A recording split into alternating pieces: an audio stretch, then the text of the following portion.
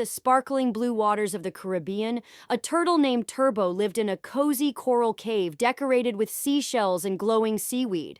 But Turbo wasn't your ordinary turtle. He was a gamer. Every morning, he'd wiggle out of bed, stretch his flippers, and swim over to his waterproof Nintendo console, which he built himself using shipwreck scraps and a little sea magic. Turbo was obsessed with Mario Kart and could beat even the cleverest dolphins. As he played, he munched on endless chocolate bars that he kept stashed in an old treasure chest. He loved the crunchy ones the most, especially when the caramel goo stretched out like jellyfish tentacles.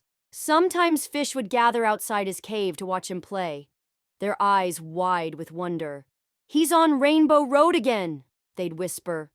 But Turbo just kept racing, licking chocolate off his flipper, focused on victory. One day, he beat his highest score, and a golden star appeared on his screen. Suddenly, his whole cave sparkled, and he was crowned the game champion of the reef. Turbo smiled, took another bite of chocolate, and whispered, "Next level, here I come." And so, life underwater was sweet. Literally.